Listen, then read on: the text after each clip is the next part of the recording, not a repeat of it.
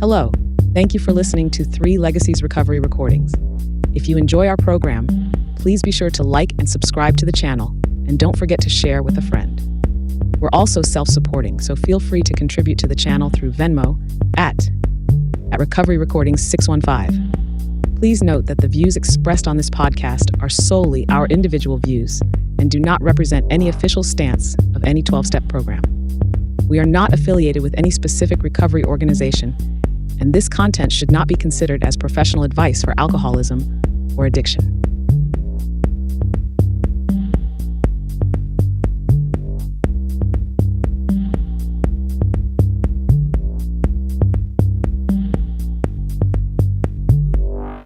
Hello, everyone. Welcome to 3 Legacies Recovery Recording Podcast. I'm your host, Paul.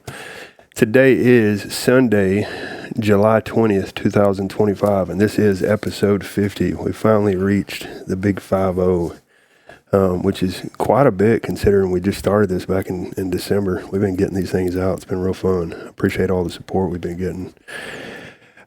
You can reach us through email at recoveryrecordings615@yahoo.com. You can also find us on Facebook. We have a private Facebook page. It's 3 Legacies Recovery Recordings Podcast. You can also see us or find us on several major platforms, streaming platforms, Audible, Spotify, iHeartRadio. We're all over the place, and we try to upload stuff to those platforms on a pretty regular basis. And I'm really super excited about tonight's guest. Tonight we have Bill Schaberg, and the author of Writing the Big Book. How you doing, Bill? I'm doing well. Thanks for the invite. Yeah, man, I appreciate what you've been doing over the years. For the listeners, you can find Bill has there's writingthebigbook.com. And he also has Bill Schaberg YouTube channel, and there's all kinds of cool stuff on there. I think I posted some stuff off that channel on the Facebook as like a little premiere thing of saying that you were going to be on the show tonight. Yeah, I want to start off just by saying thanks for all your contribution that you've over the years, all this wonderful work you've been doing, Bill. Thank you. Yeah, it's been fun. Yeah, it seems like you've definitely dabbled in it. Let's just put it that way. Yeah. Let's talk a little bit about how this whole thing started. As far as let me speak just for a second for the listeners. This book, Writing the Big Book, is unbelievable. It's very, very detailed. I think that it's a huge, pretty decent sized book. What is there, like 700 or 800 something pages in it, Bill? Almost 800. Yeah, with all the stuff in the back. There's just 600 pages of text, but the rest of it is all appendices, footnote, endnotes, and things like that. Yeah, and it's crazy because that's over like an 18-month period of the process of writing the book. Is that correct? Yeah, the book primarily focuses on the period from October 1937, when they had the big Counting Noses meeting in Akron, Ohio.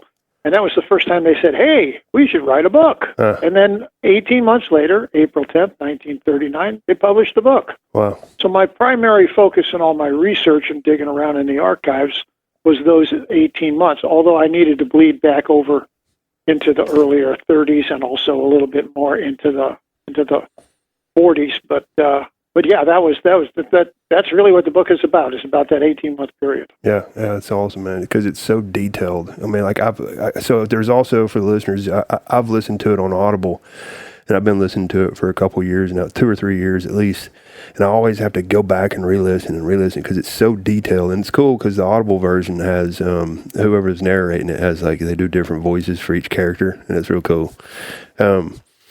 So let's talk about just how this whole thing started. Let's just dabble into, just give us a little brief history of yourself. Well, I mean, as far as my writing goes, and the other thing is I'm a rare book dealer. Nice. So and the first rare book I ever bought was by the German philosopher Nietzsche, and there was a whole bunch of confusion about what he published when, blah blah blah. So it was hard to know exactly what was a first edition and what was a later issue. And I ended up doing a whole bunch of research around this country and around Europe.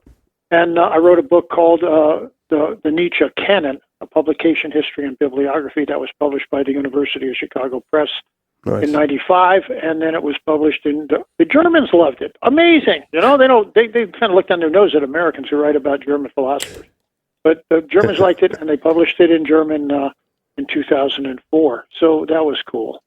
Nice. I had a similar thing came up. We bought, my wife, the lady Sarah, and I bought at auction a copy of the multilith copy. Now, the multilith copy was printed in the early 20s of February 21, 22, 23 of 1939, just weeks before the big book was published. And they did this multilith. There was no Xerox machines in those days. They did this, what's called a multilith copy, an offset printed copy. And they circulated it for people to critique so that they didn't step on themselves as they were going out the door with the book. They wanted to correct any errors that were in it from religious, psychological, medical, and own members' point of view. So one of these things was up for auction.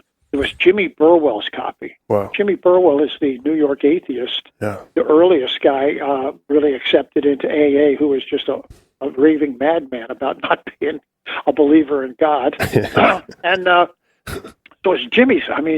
It's Jimmy's copy. When I showed my wife the auction catalog, she was like, "Oh, we got to buy that," So anyhow, we did. We bought it at auction along with a couple of other books from his collection. And now the problem is, so here I am. I'm a rare book dealer, right? And I look in. I want to know how many copies of this thing were printed. The less copies that were printed, the less copies survived, the more expensive it is, more valuable it is. And Wilson always said 400 copies, but it was very confusing. And I did know they spent $165 on the printing of the multilith because it's one of those well-established and clear-cut, incontestable facts that they spent $165 on the printing. So I finally got permission to go down to the GSO archive, and what I was looking for was the invoice for the printing to find out how many copies were printed. Because some people said 100, some people said 200, some people said 300. Bill Wilson always said 400. And I never found the invoice. I didn't find the invoice there or anyplace else. But it's what happened was, I started looking at all these documents that are held in the GSO archive and run by the fabulous Michelle Mirza these days. And she started bringing me more and more stuff, trying to fill out the holes in the story that I was looking at just for when the book was published. And the next thing you know, I start seeing stuff that's a little earlier than that, doesn't quite fit the stories I've been told for decades in AA. And then we go a little bit farther back, I ended up doing 11 years of research. Wow. And the last 7 of which I was writing. I started writing after 4 years, but I did 11 years of research at the GSO archive, at the Stepping Stones archive, at Brown University in Rhode Island, which has the largest temperance and alcohol collection in the world, at the Rockefeller Archive in New York, just up the Hudson, and I was out in Ohio at the Akron Archive also. Wow. So I was flabbergasted at the amount of material I found there that it gave almost, sometimes, certainly week by week, but sometimes day by day, details on what was going on in what Bill Wilson called the flying blind period from December 34, when he got sober, to April 39, when the book was published. Just amazing details. And adding up not just the letters that were written, and we're talking about looking at contemporary documents. We're talking about what we lovingly refer to as primary document research. So there was not letters, there was a bunch of letters, but there would be newspaper articles. There would be Lois's diary, for instance. There was just a ton of materials that, when I started digging into it, I realized nobody had ever, if they'd done the research, they didn't bring it all together in one place. Wow. So I started writing, and the book came out really big. As my lady Sarah said the first day it arrived, she said, "Good Lord, William, the thing's bigger than the big book." And it is.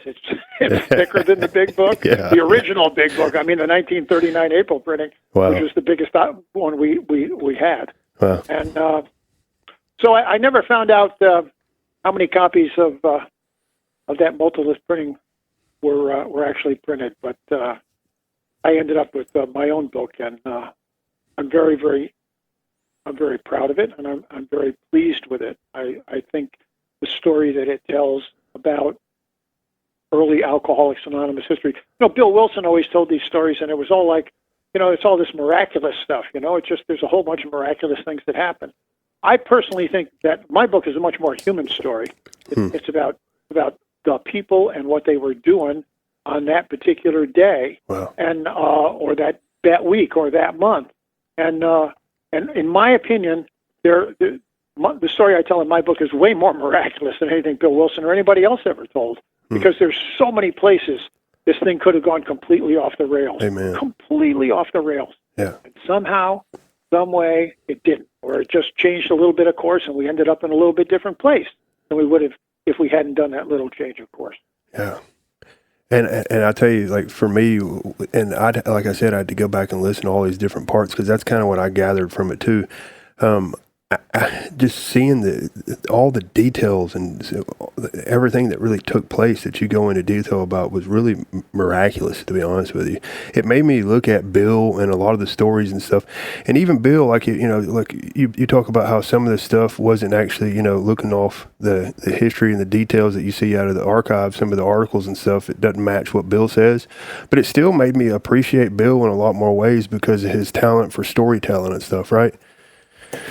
Yeah. Absolutely. The first chapter of the book is called Challenging the Creation Myth. Yeah.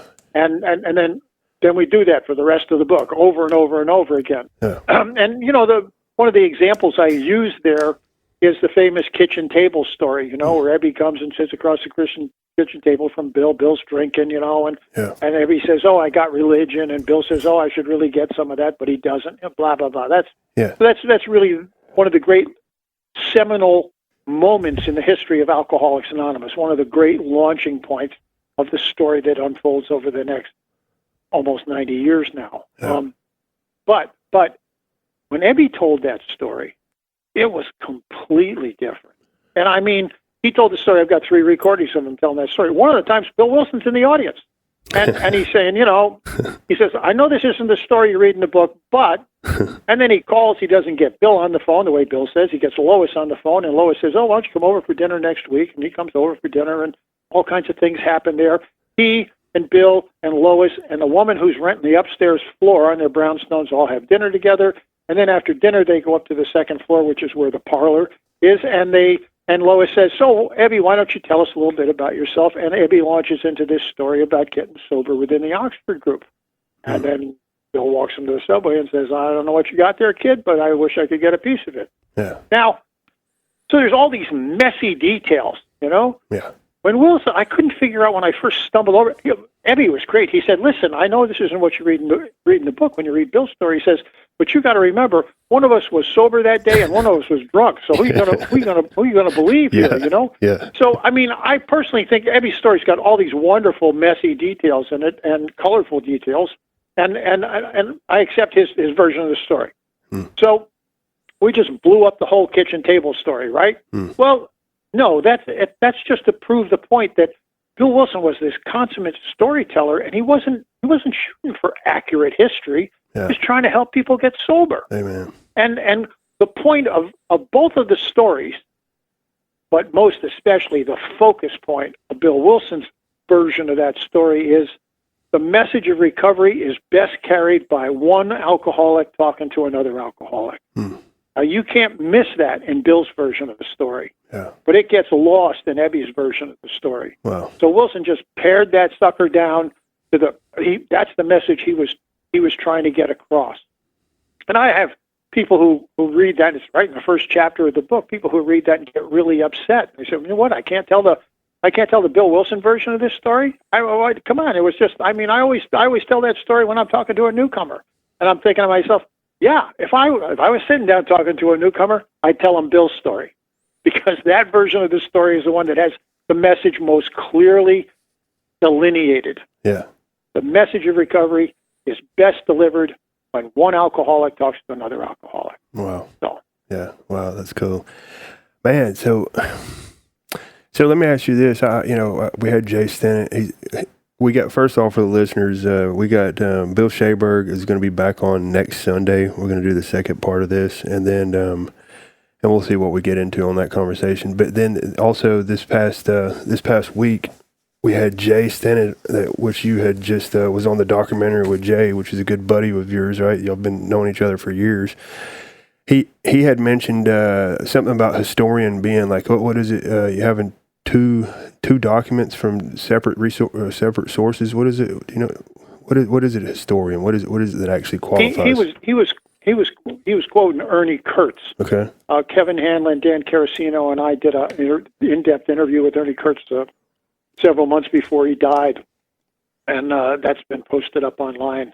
Nice. A reverence for history, it's called. But Ernie says that that when a historian gets two documents that are contemporary with each other, but they contradict each other, you should rejoice. That's what you want to do. You want to rejoice. Nice. Because it's clear that something's going on here that you can't just, it's not a black and white thing. You got to figure out what's going on.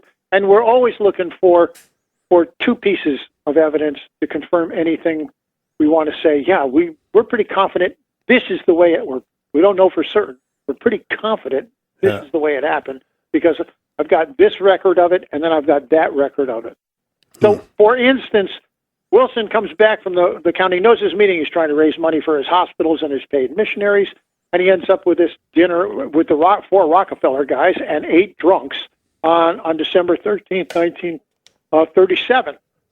And so there's all kinds of stories that get told about that, those are really good stories. But then in the following August, Frank Amos, one of the people who was in that meeting, one of the Rockefeller guys in that meeting, wrote his multi-page history of AA, and he talks at length about that meeting that they had the previous December. So now you got 2 solid pieces of information and about that meeting, and in this case they don't contradict each other, but what they do is they fill the blank holes. One's got a story about this, and then the next one's got a story about that. And when you look at the whole thing, you can see that one came first, this one came second. Oh, and then they did that, that kind of thing. So I frequently say I was like a detective in the archive, finding these little bits and pieces that not only did they very often contradict the stories I've been told, but very often they supported the stories I've been told. Yeah.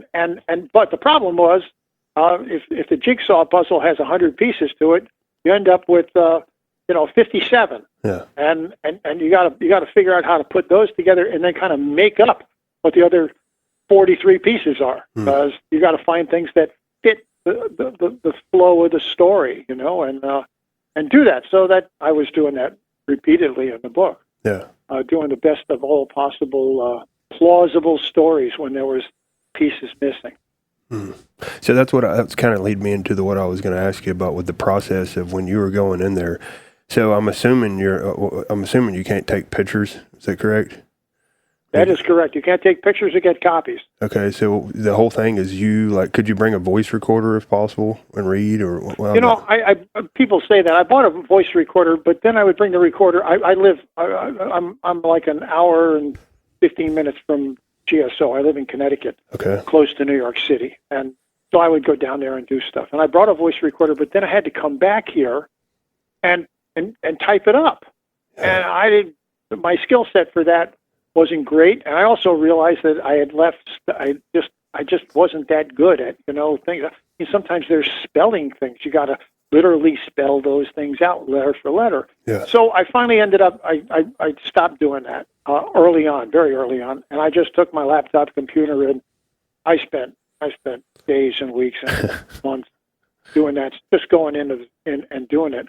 I typed up a document of all the documents, the archive documents that I could find between late 1937 and mid-1939, and that's about a 400-page document. Wow. I just had to sit there and type it. Michelle would give me a folder, and I'd open it up, and I'd say, okay, and I typed every word on every piece of paper for that time period that they had in the archives. And that means that when there was a legal document that somebody sent, from a lawyer's, for instance, and there was 9 people or 12 people mentioned in the letterhead with the name and address and the telephone number and blah, blah, blah, all that stuff.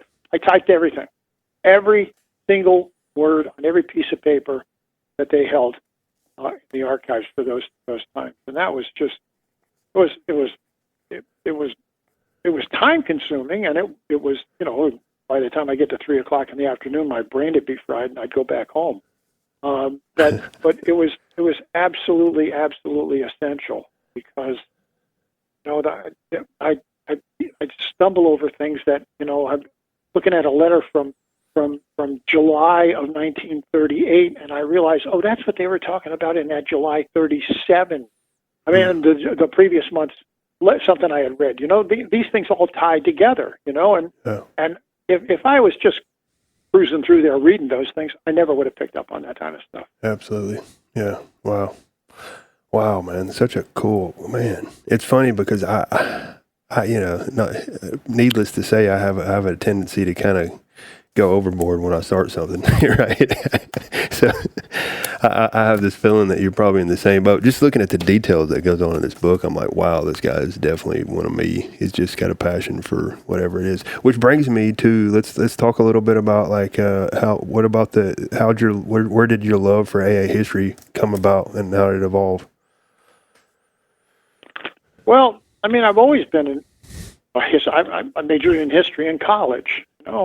I read a lot of historical nonfiction, but it wasn't until I stumbled on some of these issues that contradicted things I knew, or I'm not that I knew, contradicted things I had been told. Yeah. That I just like, now this is cool stuff. Yeah. I mean, here it is in black and white in October of 1938. There it is, right there in black and white. And somebody said something a little bit different about it. Or I find a letter from October 1938 that nobody's even talked about, and here it is. It's just this fills that unknown hole at what was going on there, and I kept stumbling over things like that. I'll tell you, Paul, one of the coolest things was Lois's diary. Wow. Now, Bill Wilson writes the first 2 chapters of the book in May and the first couple of weeks of June of 1938. He writes Bill's stories, and There Is a Solution. He doesn't write anything for 3 more months, but he writes those first 2 stories, and he sends them out on June 17th. Some guy they're trying to raise money, but anyhow, sends it out on June 17th. Like 8 or 9 days later, in Lois's diary, it says, Bill and I had a fight, and he ran out and told me, screw you, I'm going to go take a drink. Well. And rather than doing that, he goes over to Hank Parker's house, his right-hand man in New York City, over in New Jersey, and Hank talks him off the ledge. And Bill doesn't drink that day. Now, can you imagine if Bill Wilson had gotten drunk in the middle of 1938? You and I wouldn't be having this conversation, pal. Wow. Man, wow. Never saw that in print anywhere, but there it was. It was in Lois's handwriting right there. Man. Wow. Well, you just talked about Hank P. Let's talk a little bit about him. I know because he's all through the book, and there's that you make the quote on there that without Hank or no Parkhurst, no Big book, right? Let's talk a little bit about that whole thing. Yeah. Well, just a little back up. When I did radio interviews 5 years ago when the book first came out, almost everybody asked me, what was the big surprise you found when you were doing research for this book? And there was a ton of them. I finally boiled it down to 3 big ones. And the big one was that Bill Wilson was not an accurate historian. So I had to give up the fact that, Bill Wilson, he walks on water for most of us, Yeah. And so, you want to believe everything that came out of his mouth. And then I'm finding stuff that really, really seriously contradicts stuff he was saying. So I had to really get over that fact, and I had to look for really reasons for that. He avoided unpleasant facts, and he really tried to take himself off center stage in the spotlight. So he was always giving credit to other people for things he literally did himself. Always doing that. And he was making up stories. So he was making up even our AA conference-approved literature. There's a couple of places where they admit that Bill never frequently passed up hard fact to tell a parable. That's what he was doing all the time. So that was the first big thing. The second big thing was that I was shocked to find out that Dr. Bob and the Ohio people had almost no input into the first 164 pages. They were offered input. Some of them were offered input, but Bill's writing Bob saying, "Bob, come on, give me some. I'm looking for some feedback here, guy. You know." Wow. And he's not getting anything. The third thing was Henry G. Parker's, Bill Wilson's right-hand man in New York. When he comes back from the Counting Noses meeting after spending 4 or 5 months out in Akron, Ohio, and they got a couple of people sober out there, he and Bob, the first person he gets sober in New York is Henry Parker's, Hank Parker's. And, anytime I talk about Hank and I do a presentation, I say, listen, you don't realize, you may have never heard of this guy, but this guy is the second most important guy in the history of early Alcoholics Anonymous. Wow. Second most important, bar none. In fact, I can feel very confident to say, no Hank, no big book. Would we have gotten a book at some time and point in our early history? I suspect we would have. Would we have gotten the book that was published on April 10th, 1939 without Hank Parker's direct impact and influence on it? No way. No way. He was the one who was twisting Bill's arm to write those first 2 earliest chapters. Wow. He was the one who lit a fire under Bill's butt so that he started writing again 3 months later. He was the guy who was always fighting with Bill Wilson about what goes into the book and what doesn't go into the book. Yeah. He was the guy who just was always trying to get the money so they could keep going. These guys, they didn't have jobs, but they had mortgages. They had to pay for insurance. They had to put food on the table. And Parker's was a super A1 promoter.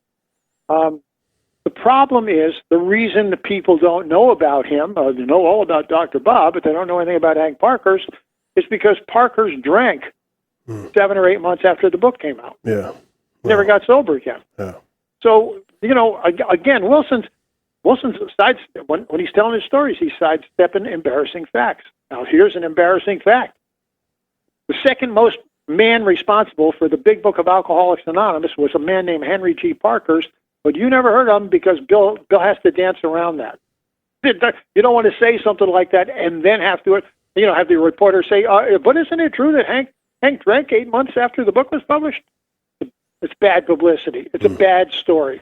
Wilson, I mean, he does mention him a few times in A Comes of Age, but they're drive-by mentions, Parker's just, in all the stories that were told until my book came out, in my opinion, I don't know anything that gave Hank Parker's the kind of credit that he absolutely deserved. When we talked earlier about that interview that Kevin, Dan, and I did with Ernie Kurtz, and one of the things Kurtz literally says, and that is that, if anybody deserves the name of co-founder in Alcoholics Anonymous, Ernie, like me, believed that we had a founder and the co-founder thing was spread around afterwards.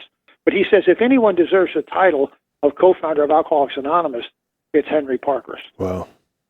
What'd you say, real quick, not to get off the subject, but that interview that you did with Hertz, or with Kurtz, what'd you say you call that, if we want to look it up? I think it's called A Reverence for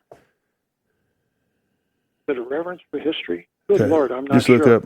When we by the time we get to the next interview, remind me and I'll get you details on that. Nice. It's about 30 minutes long. When Jay Stinnett and I did the very first AA symposium on AA history in 2012, I think it was, I wanted to have Ernie as a keynote speaker, but Ernie was in failing health at the time. He had just been diagnosed with pancreatic cancer. And he wasn't doing any traveling. So even if we had the meeting in Ann Arbor where he was living, we weren't going to get him. So Kevin Hanlon and Dan Carasino are the co-directors and co-producers of the documentary Bill W. that came out in 2012. Brilliant film. I told Kevin's a good friend of mine, and I told him I wanted to go up there, and it's the University of Michigan. I figured I'd get somebody in the the graphics and the advertising, the marketing department that would be able to come and video this thing. And Kevin got very professional, thank God.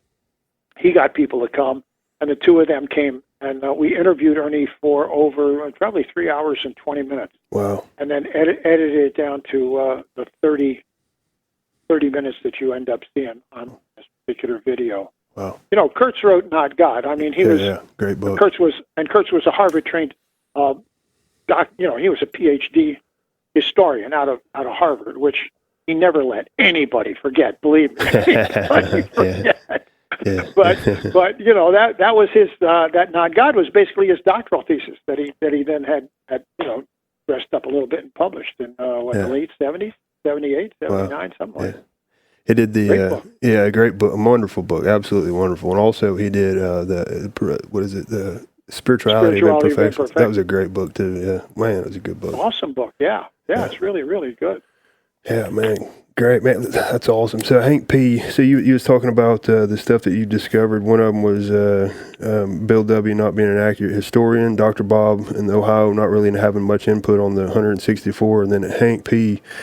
Being pretty much one of the most influential guys for the process, right? Was there anything else you wanted to add to that?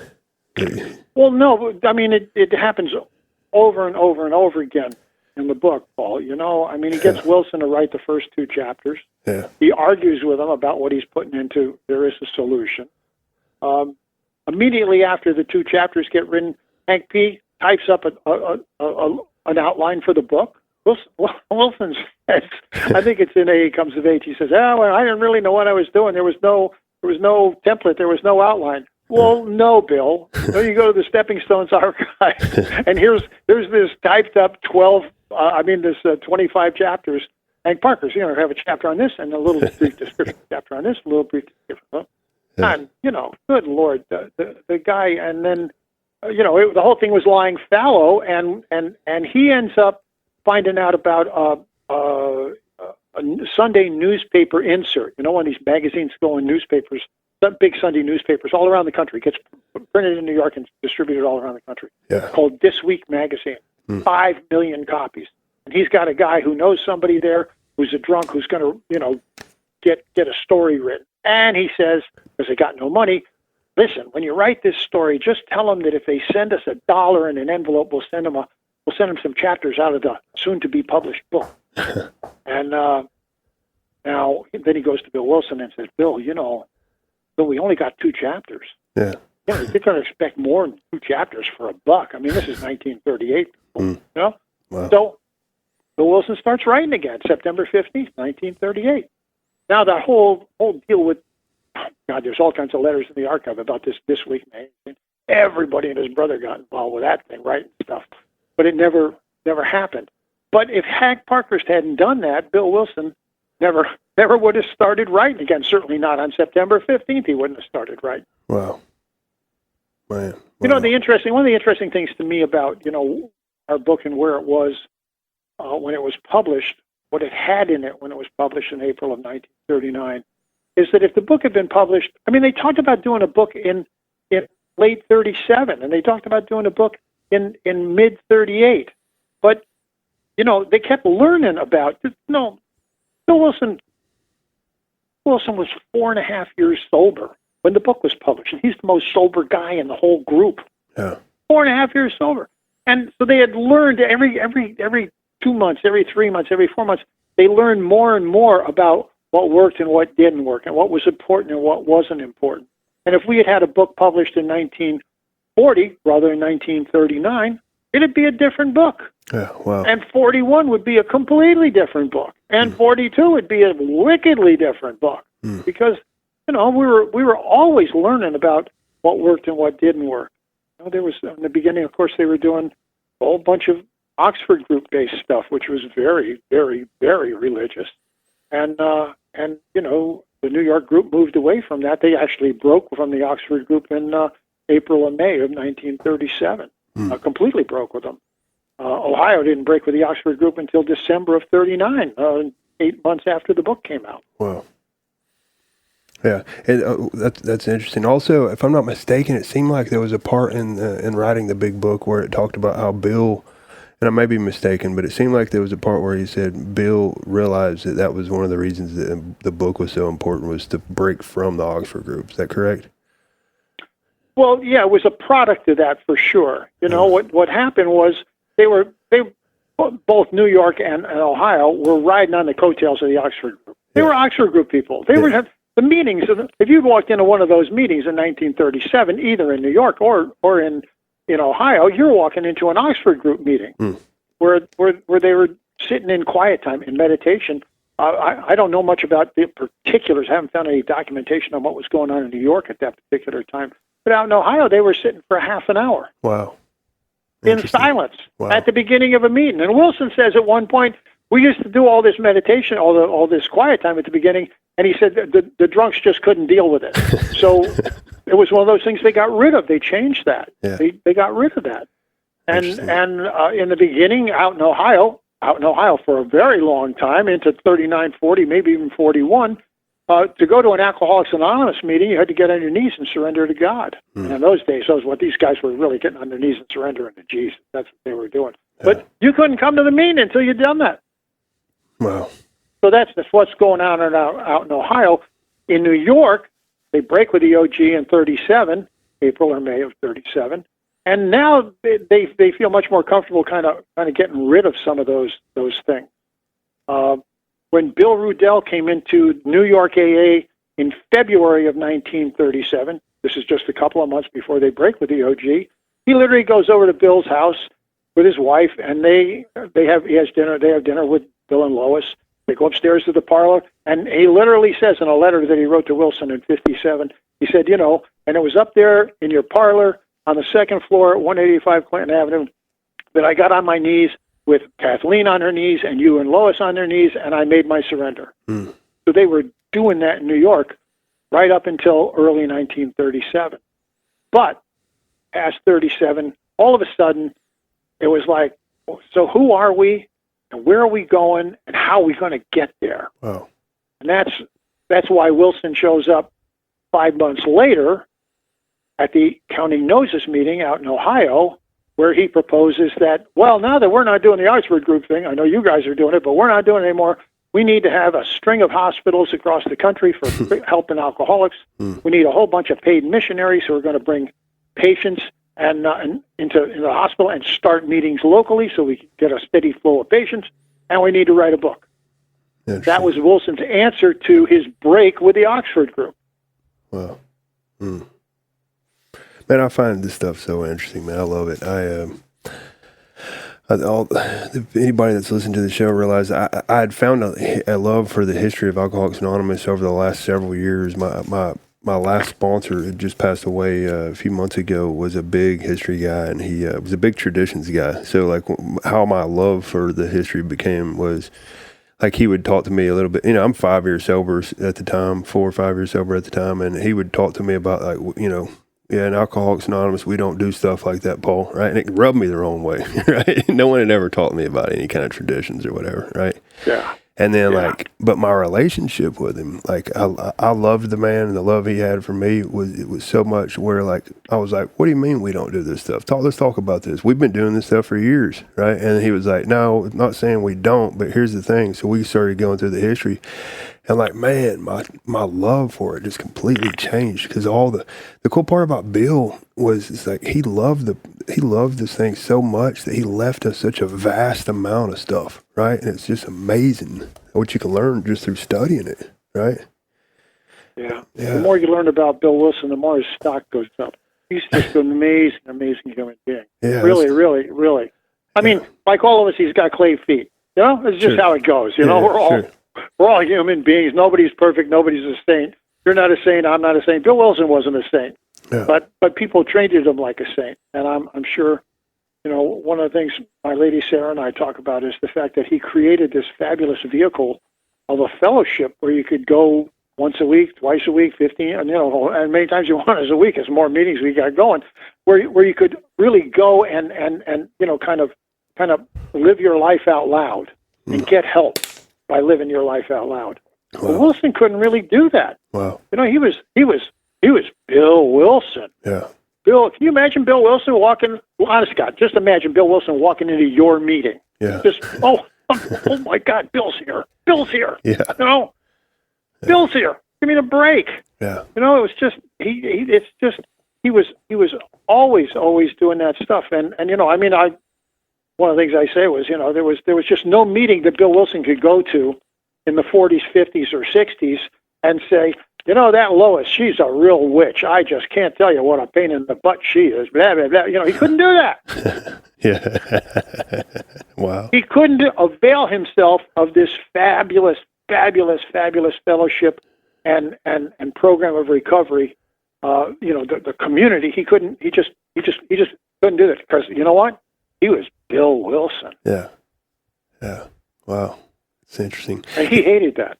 I bet. So I'd heard a story. I don't know how true this is, but I heard it from a man that said that I think it was 1950. It was either 50 or 50, where Bob was on his deathbed, pretty much, right? And Bill was suffering from from a lot of depression. I don't know if depression was the right word, but I think it was the right word. Right. So Ed Dowling was real close to Bill at that process. Is that correct? Is it Ed Dowling? I think that. But anyways, they were having a conversation. He was like, Bill, if you don't step out of this role of making these big major decisions for all these groups or whatever.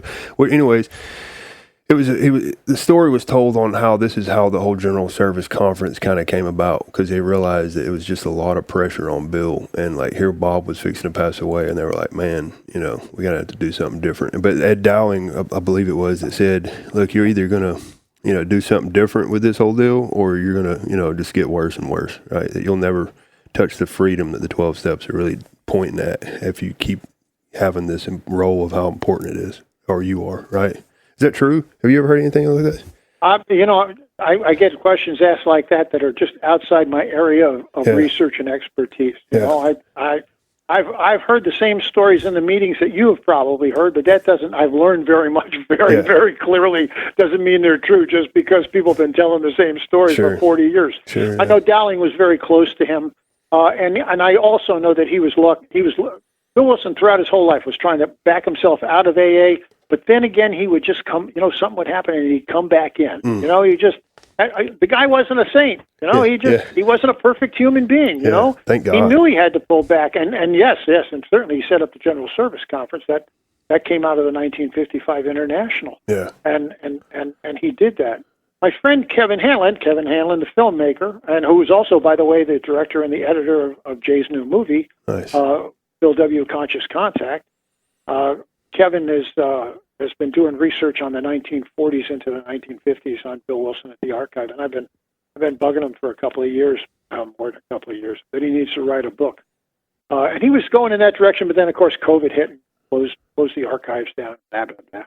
But Kevin's been over the house a couple of times. Kevin's in New York, just like I say, about an hour and 10-minute train ride away, and he was here recently, and he's getting his head back into it. So I would love to see what Kevin Hanlon comes up with on the AA in the 1940s and let's say 1955. God, it'd just be unbelievable. That's exciting, man. Really exciting. That was going to be a question I was going to ask you. What was there any thoughts, maybe inspiration of any kind of future publishings for yourself?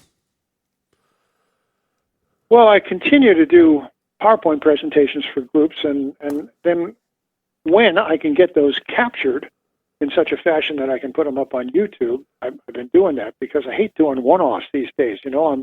I'm doing a PowerPoint presentation for a group on Sunday at 2:00 in the afternoon. Somebody will say, I can't make it at 2:00. When are you going to do it again? I don't want to do it again. I just put it up on YouTube. Yeah, there you go. So the guy who was doing those recordings for me is not available anymore. Yeah. And so I just found a guy that I think can do what I'm looking to do, and I'm doing a presentation on August 3rd for them. That's the Friends of Dr. Bob group. I've done a couple of presentations for. This new friend of mine, Peter, tells me he can capture this thing and in a way that I want it formatted, and we'll be doing that. Nice. But yeah, I mean, I'm especially with Zoom. I'm not flying any place anymore. I'm 81 years old, and it's just forget about it. I'm not getting on a plane anymore. Screws with my system too much. The travel anxiety and the time zone changes and all of that stuff, and I'm just not doing it. So, yeah, nice. Yeah, but yeah, I'm taking a train up to Rhode Island to do an in-person, meeting Very cool. Very cool. Sometime middle of next month. And Bill Schaberg YouTube channel is where we can find some of this stuff. Yeah. There's like 12 or 15 of my talks up there at the moment. Yeah. I was asked to do Alan, I think in Virginia, he was running a group, the Buckingham group, and he asked me if I would do a PowerPoint presentation on each different chapter of the Big Book. Yeah. He wanted me to start with the first two forwards and then the doctor's opinion. So anyhow, I started doing it. I did the first two forwards, I did the doctor's opinion, I did Bill's story, I did There Is a Solution, more about alcoholism, and We Agnostic. And by the time I was doing one a month, and they were taking me 2 weeks to put together. I mean, it was just, collecting the information I've already got, organizing it so that it made sense. I put it up on a PowerPoint. And I was just burned out. I said, Alan, I can't do this anymore. So if you look at my YouTube channel, I don't know, they go to Big Book History number 1, which is the 2 forwards, and then 2, 3, 4, 5, 6, I think, yeah. And then the next one is like 12, Well, that's because number 7 is going to be working with others, and number 8 is going to be 2 wives, and number 9 is going to be the family afterwards, Gotcha. and employers, vision, and then we're going back to 5, how it works, and in action, because of those were the last 2 chapters written.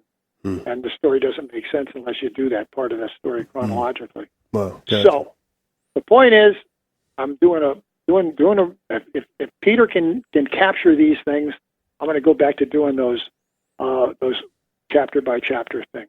Nice. I don't know, I hate to almost say this, but I just looked at the doctor's opinion one online the other day because somebody asked me to do a presentation. I said, "Well, you want me to do it?" He said, "Well, how about the doctor's opinion?" Like, I did that 3 years ago. I can't remember what it says. So I went and looked at it and I thought, damn, that's pretty good. I was pretty happy with it. Yeah, so, nice. Which is good. You don't want to go back and look at something you did and be embarrassed by it. Oh yeah. Well, yeah. It's funny that you say that because I don't listen to any of these episodes. There's been a couple. I will probably listen to the one we're currently recording for next week to have some questions. But I critique the crap out of them when I go back and listen to them. Even if I have like a good feeling, I think we did a good job. I'll still be like, man, I'll say this too much or this and this, and I just discovered it's just best for me not to do it. You're preaching to the choir. I know exactly what you're talking about. That's funny. It's like anytime you're talking at an AA meeting. I mean, sometimes you tell your story and it's like, I nailed it tonight. That was great. And other times you think, oh God, that was horrible. I left this out. I left that out. I left the other thing out. Again, just human. Just human. For sure. We got to get over this. It's progress, not perfection. Yeah, progress. Not perfection. Hey man, yeah. I was just having a talk with Jay last night, and man, that's what he brought the same thing up. Like this, we act as if this isn't just a part of the evolution, whatever we're going through, right? And he just made a good point of that, and. Which brings me to something I had brought to you, brought the question up to you earlier this morning when we were talking on the phone. I would like to schedule something with me, you, and Jay, where we could get on there and just kind of, y'all been friends for how long y'all been friends now? Over 20 years. Yeah, so I bet that's a cool conversation. Everyone would love to hear.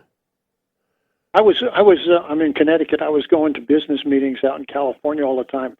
And I was in my home group meeting, and the guy said, he came from the South Bay area, which is where I was going for these business meetings 6 or 8 times a year. And so afterwards I said, oh man, I love that. I go there all the time. He said, well, did you ever go to the men's group at can't remember the name of the town. I'm 81. I can't remember half them. Anyhow, the Manhattan was like in Manhattan Beach, the men's group. I said, no. He says, oh, man. He said, it's the epicenter of sobriety in Southern California. I was like, okay, now here's a guy who loves his home group, right? That's the deal. Okay. And so I did. I went there, and he said, when you go, I'll set you up so you can meet Jay Stinnett and Bill Cleveland, who I didn't know who those guys were. But the next time I was there on a Monday night, I got over there for that meeting. I typically when I was in California, I went to morning meetings before I had to do my business stuff. But I went at night that time and met those guys. And one thing led to another, Jay and I have been in Cleveland. We've been doing this for a long time. Wow. Yeah. I'd love to talk to the two of y'all and just have. I'm curious on what the conversations like when y'all talk history. Like what we were talking earlier was on the documentary Conscious Contact.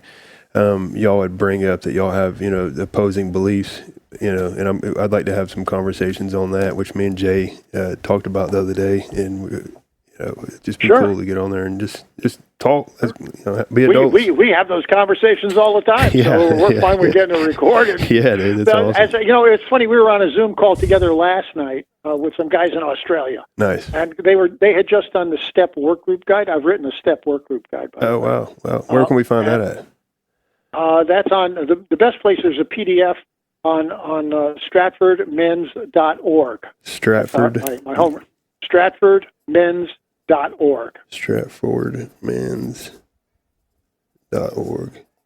And there's a PDF there you can download and get printed. And the STEP work group is an 18-week program for 10 men or 10 women.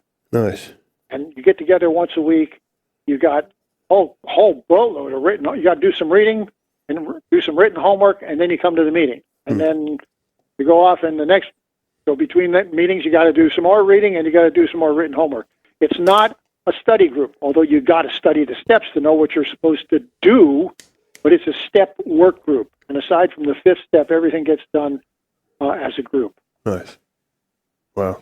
Interesting. Anyhow, so these guys in Australia just finished the 18th step thing, and Jay had given it to them, and they wanted to get online and talk about it, and thank both of them. They had just seen Jay's movie and all that good stuff. So one of the things Jay said was somebody brought up this fact that we have different opinions on stuff, and he said, we have different opinions on a bunch of stuff, but on the essentials of sobriety and even spirituality, on the essentials of it, we don't disagree at all. Yeah. Nice. Wow. Yeah, that's good. Man, this has been awesome, man. I appreciate everything. There's just so much I have going through my mind. I don't really want to get started with any of the day, though. But I'll definitely send you some dates, you and Jay both, and we'll get together and do something soon with just the three of us talking. And so also, you did an awesome job. I want to congratulate you on being a part of the filming of Jay's documentary too. For the listeners, Jay Stennett, it's Conscious Contact. It's a Bill W. documentary, and it just came out maybe 2 or 3 months ago, and it's about Bill W.'s white light experience and then his spiritual journey, particularly when he dabbled into transcendental meditation during the last year or so of his life. And it really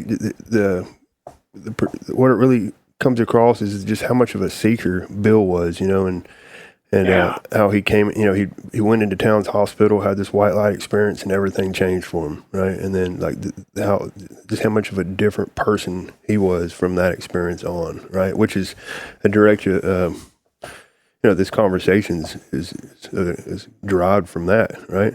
And absolutely. I mean, one of the things we really try and talk about is the fact that it wasn't like he went and got his spiritual program and he had it. Yeah. It changed all the time. He continued. The point is we're willing to grow along spiritual lines. That's not a go to the supermarket and get a loaf of bread and bring it home and you got it. Yeah. Yeah. Continued to grow along. And my favorite story in the big book is about Jim who puts the whiskey in his milk. Yeah. But on the page before Jim puts the whiskey in the milk, he's been slipping and sliding, and the elders, such as they were at that time, were talking about what was Jim's problem, and they say, quote, he failed to enlarge his spiritual life. Yeah. You got to keep enlarging your spiritual life if you want to stay sober, in my opinion. I mean, anytime I tell my story, and I'm going to tell my story a couple of 2 Saturdays from now, and they say, "Well, you got a topic?" I say, "Yeah. What are you doing currently to enlarge your spiritual life? Nice. What are you doing this week? I want to know that." Nice. And I want to hear what people are doing. So Bill Wilson was enlarging his spiritual life or working on it all the time. But like most of us, that doesn't mean he had this upward trend line that just kept going up, up, up. He went up a little, and he'd go down a little, and then he'd go up a little, and he'd try something different, then he'd go up a little. And at the very end of his life, he was introduced to transcendental meditation and embraced it wholeheartedly. And we've actually, Jay actually discovered the guy who taught Bill Wilson transcendental meditation in 1960. Yeah. Yeah, that's awesome. He does an interview for the listeners. Get over there and check it out. It's Bill W. Bill W. Conscious Contact. That's it. Yeah. And you can go to any of the podcasts that I have with Jay, and on the description to the YouTube link, we'll have a link to get on there and purchase that Conscious Contact. It's such a great documentary. He did such a great job with it. Both of y'all, your part was awesome. Which briefly earlier when we were on the phone, you had talked about how Jay, I think you said, had gotten you into meditation over, what'd you say, 16 or 17 years now. So that's something. 17 years ago, yeah. 2008. Yeah, I'll tell you, meditation literally changed my life. I don't know that there's another practice that I've ever done that changed my life like meditation did. Right. I'm with you. I tell people there was two major turning points in my life. When I was 38 years old, I stopped drinking and joined Alcoholics Anonymous. When I was 25 years old, or 27 years old, sober. I started meditating finally. Wow. Yeah. Interesting. Finally. Yeah. Jay was the one who. I mean, there's a long story on that. Yeah. We'll probably do that when we talk to Jay. But they were trying to talk me into meditation when I was 25 years sober. I didn't get to her another couple of years. And his wife at the time, Adele, she's passed away since then. But Adele was, I was being a real jerk about it. Adele started punching me in the chest with her finger, saying, "You can't get sober, sane, and healthy on 11 and a half steps." Nice. And I was like, "Honey, I haven't had a drink in 25 years. Just watch me." But anyhow. Nice. Wow. I get it, man. Yeah. Man, yeah, I mean, who knew? Yeah. I didn't know. Yeah. I didn't know anybody in the state of Connecticut in Alcoholics Anonymous what a daily meditation practice. Yeah. Zero. Now it's, I've been proselytizing. Set up some meditation meetings. Yeah. Yeah. The whole thing has become much more common currency on the local AA scene. Not with everybody, not with all meetings, but there's a whole bunch of raft of people who are paying attention to it. Certainly 17 years ago, I couldn't find anybody. Wow. Yeah. Nice. Thank you, Jay Stinnett. Yeah. And Adele. Wow. Yeah, he'd mentioned that she had passed away a few years ago when we were talking. Man, he's such a cool guy. He's such an interesting guy. Just all around, he's just such a cool guy. Just our conversation we had on the phone last night was awesome. Just some of the stuff he got into. He'd sent me the little nightly review thing he does, where he's got like a template of like 5 questions that he asks. I don't know if I'm sure he shared that with you, which was awesome, dude. It was all the positive stuff. Yeah, that's awesome. Good stuff. Well, cool, man. Let's call it a night, man. This has been awesome. And for the listeners, me and Bill will be back on here next Sunday. This has been awesome, Bill. Such a cool guy. Thank you for your contribution that you've been doing all these years. And for sure, I will get with Jay and you, and we'll plan some stuff for the three of us. And sounds like a good plan. Thank you. Yes, sir. Is there anything you want to add before we get off here tonight? No, not at the moment. I think we're in good shape. I think beat the drum as much as I'm going to beat it tonight. There you go. Cool. Thank you so much, sir. Okay, thank you. Have a wonderful night.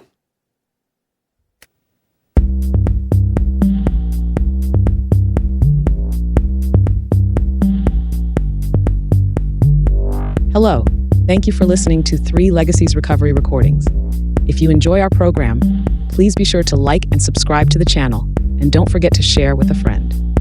We're also self-supporting, so feel free to contribute to the channel through Venmo at Recovery Recordings 615. Please note that the views expressed on this podcast are solely our individual views and do not represent any official stance of any 12-step program. We are not affiliated with any specific recovery organization, and this content should not be considered as professional advice for alcoholism or addiction.